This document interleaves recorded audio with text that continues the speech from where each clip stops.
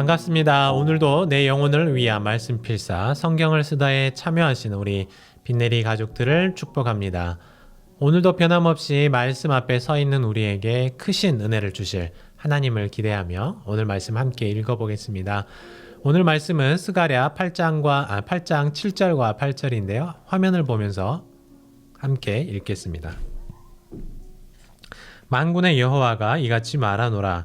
보라, 내가 내 백성을 해가 뜨는 땅과 해가 지는 땅에서부터 구원하여 내고 인도하여다가 예루살렘 가운데에 거주하게 하리니 그들은 내 백성이 되고 나는 진리와 공의로 그들의 하나님이 되리라. 아멘. 네, 함께 읽은 말씀을 따라서 해가 뜨는 땅에서 라는 제목으로 은혜를 나누기를 원합니다. 여러분들은 내가 갖고 싶은 물건이 생겼을 때 어떻게 하시는 편이십니까? 어떤 사람들은 꼭 갖고 싶은 물건이 생겼을 때 오랫동안 돈을 모아서 자금을 마련하죠. 또 어떤 사람은 나 대신 그것을 구해줄 수 있는 사람에게 부탁을 합니다. 아이들은 부모에게 떼를 쓰기도 하고 또 누군가에게 부탁을 해서 손에 넣기도 하죠. 반면에 어떤 사람은 내 형편에 뭘 자꾸 사겠느냐 하는 그런 자조적인 마음으로 그냥 마음에서 그 욕심을 지워버리는 경우도 있습니다. 욕망에 대처하는 우리의 모습이 정말 저마다 다른 것 같은데요. 갖고 싶지만 가질 수 없는 것이 있고 갖고 싶어서 준비를 잘 하면 또 갖게 될 확률이 높아지기도 하죠. 그런데 보니까요, 돈이 많을수록 능력이 많을수록 내가 원하는 것을 더 쉽게 쟁취할 수 있는, 소유할 수 있는 확률이 높아지는 것 같습니다. 오늘 말씀 속에도 무언가를 갖고 싶은 이런 간절함을 드러내시는 분이 계시는데요. 잃어버린 것을 되찾고자 하는 이 강렬한 마음이 생겨나서 그것을 간절히 바랬던 분이 계십니다. 바로 여호와 하나님이십니다. 한번 말씀을 조금 더 살펴보시죠. 오늘 읽은 말씀에 앞서서 2절 말씀은 굉장히 독특한 말씀을 하나님께서 하십니다. 제가 2절을 한번 읽어드리겠는데요. 만군의 여호와가 이같이 말하노라. 내가 시온을 위하여 크게 질투하며 그를 위하여 크게 분노함으로 질투하노라. 질투한다. 여러분 어떠십니까? 하나님이 질투를 하신다고 말씀하잖아요. 소위 질투라는 감정은 어떻습니까? 내가 가질 수 없는 것을 다른 사람이 갖고 있을 때, 혹은 동료가 나보다 더 좋은 대우를 받는 것 같고 인정받는 것처럼 보일 때, 아니면 친구가 나보다 더 좋은 성적을 받았을 때, 그러니까 나보다 다른 사람이 상대적으로 더 좋은 환경에 있거나 상황에 있거나 처우를 받을 때 느끼는 어떤 인간적인 감정이 아니겠습니까?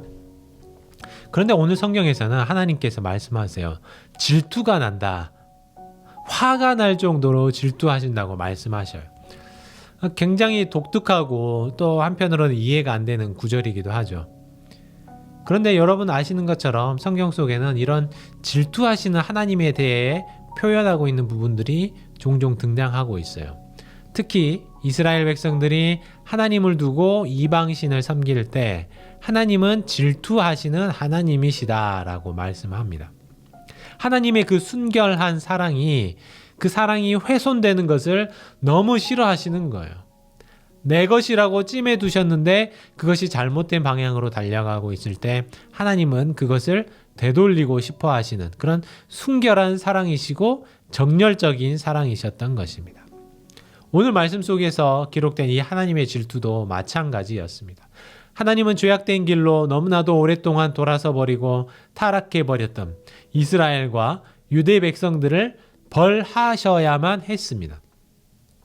그렇게 사랑하셔서 세우셨고 짓게 하셨던 성전까지도 허무셔야 했습니다.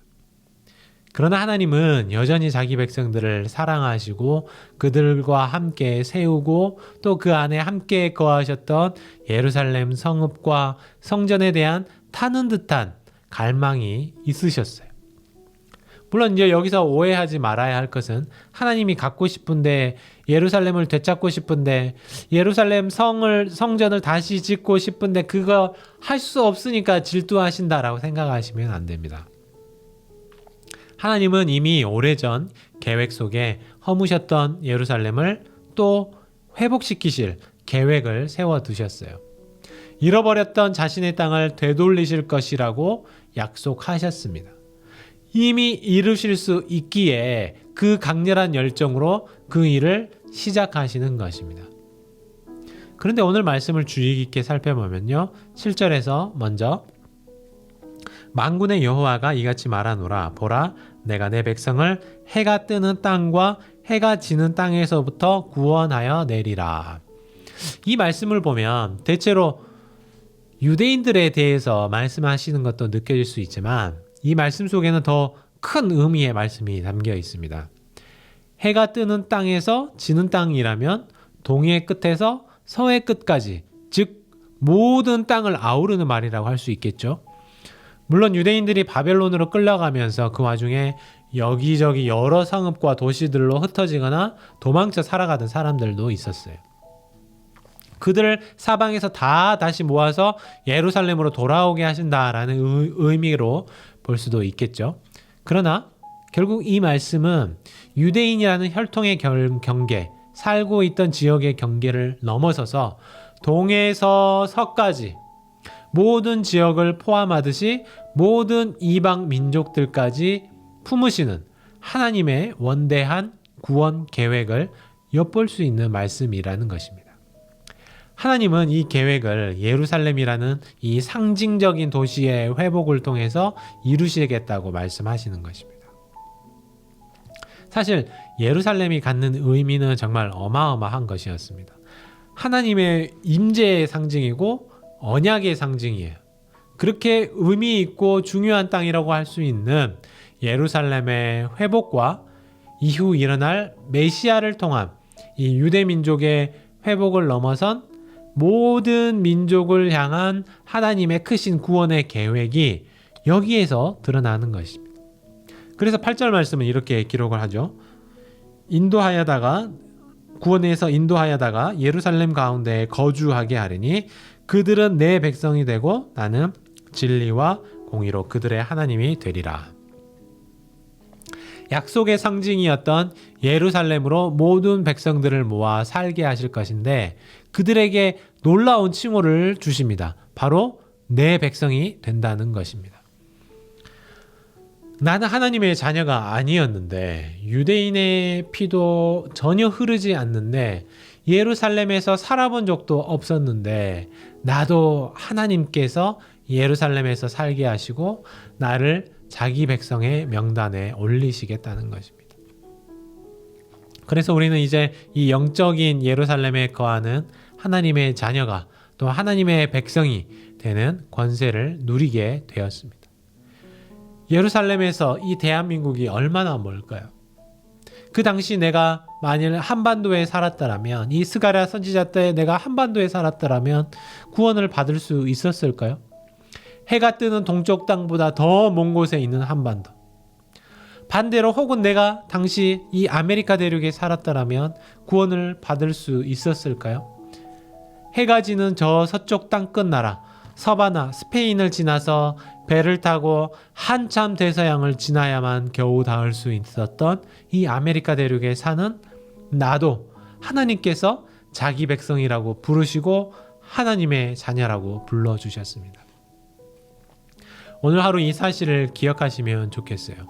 저 해가 뜨는 땅보다 더 먼 곳에 살았던 나를, 또 저 해가 지는 저 땅보다 더 먼 곳에 살고 있는 나를 택하시고 구원하신 하나님 앞에 감사의 기도를 올려드리는 하루가 되시기를 바랍니다.